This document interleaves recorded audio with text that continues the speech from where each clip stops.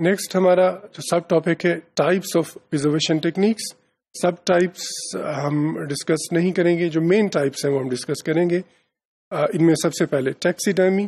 اس میں یہ پروسیس ہے کیا؟ It's process of preparing, stuffing and mounting the skins of animals so that they look like living.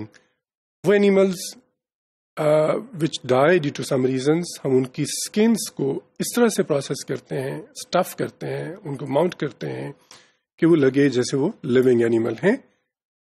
اس میں ہم جو مین چیزیں جن کا خیال رکھتے ہیں، skulls اور باقی بون جو ہوتے ہیں they are retained، اور ان کو ریٹین کرنے کا پرپز یہ ہوتا ہے کہ ہم ایک ڈمی، جیسے آپ نے ڈفرینٹ شاپس بھی دیکھا ہوگا کہ وہ ہیومن ڈمیز بناتے ہیں اپنے جو کلاتھ ہے ان کو شو کرنے کے لیے، ایسے ہم اینیملس کی جو بونز ہوتی ہیں ان کو ہم یوز کرتے ہیں، اسکال کو یوز کرتے ہیں، اور ان کے ارد گرد جو اسکن ہے وہ ہم اس طرح سے فکس کرتے ہیں کہ جیسے لگے وہ پورا ایک کمپلیٹ اینیمل ہے.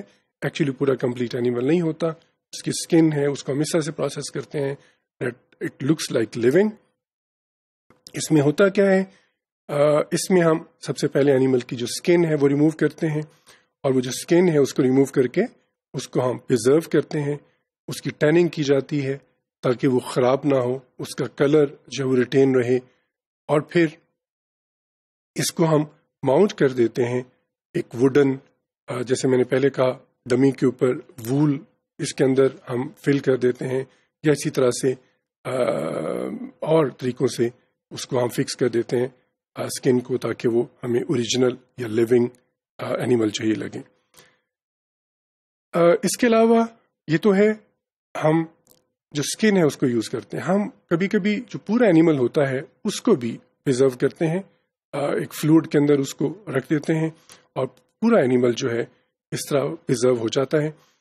So specimen preservation in this way involves immersing the whole animal in a fluid preservative. مگر اس میں ہمیں ذہن میں رکھنا چاہیے چونکہ ہم نے پورا اینیمل ہم نے امرس کر دیا تو دیٹ میں change the color of the fur, the color of the skin, similarly the color of the integument, other integument properties جیسے feathers ہوتے ہیں. تو اس حوالے سے ہمیں کیئرفل ہونا پڑتا ہے، ہمیں وہ میڈیم یوز کرنا پڑتا ہے جس میں کہ اس کا فر کا کلر، اسکن کا کلر، انٹیگمنٹ جو ہیں وہ افیکٹ نہ ہو. پرپز کیا ہوتا ہے؟ پرپز ہمارا یہ ہوتا ہے کہ ہم ان اینیملس کی بعد میں کمپلیٹ اناٹمی اور ہسٹالوجی اسٹڈی کر سکیں. ظاہر ہے اگر ہم نے پورا اینیمل پرزرو کیا ہوگا تو ہم یہ ایسا کر سکتے ہیں. بعض دفعہ ہم ڈرائی پرزرویشن بھی کرتے ہیں، جیسے ہم نے پہلے ڈسکس کیا کہ ویٹ پرزرویشن میں ہم اینیمل کا جو فر ہوتی ہے، جو اسکن ہوتی ہے وہ ڈیمیج ہو سکتی ہے، تو ڈرائی پرزرویشن بھی کی جاتی ہے بعض صورتوں میں. اس میں کیا کیا جاتا ہے؟ بعض کیمیکلز اپلائی کر کے ڈرائی کنڈیشنز میں اینیمل کو پرزرو کیا جاتا ہے، اسی لیے اس کو ڈرائی کہا جاتا ہے.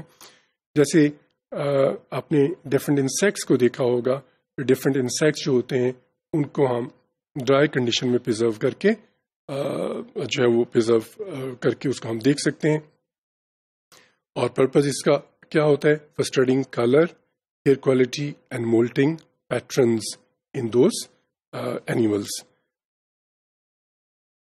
اسی طرح سے ہم فریز ڈرائنگ پرزرویشن بھی کرتے ہیں، جیسے نام سے ظاہر ہے فریزنگ یہاں ہوتی ہے. So special form of drying that removes all moisture. ظاہر جب ہم فریز کرتے ہیں تو جو اس کے اندر مائسچر ہوتی ہے وہ سالیڈیفائی ہو جاتی ہے، تو اس طرح سے مائسچر ریموو ہو جاتی ہیں.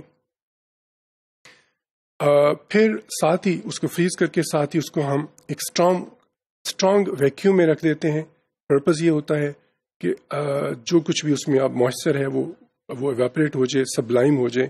سو the water then sublimates directly into vapours. یہاں جو پرپز ہوتا ہے جو ماؤنٹڈ اسکنز ہوتی ہیں یا جو اس کا اسکیلیٹن ہوتا ہے یا اس کا کچھ حصہ ہوتا ہے اس کو ہم اسٹڈی کر سکیں اس طریقے سے. ظاہر ہے اس طریقے سے جو بونز ہوں گی وہ بھی پرزرو ہو سکتی ہیں، وہ بھی رہ سکتی ہیں، اور جو باقی جو پارٹس ہوتے ہیں وہ بھی اسی طرح سے رہ سکتے ہیں.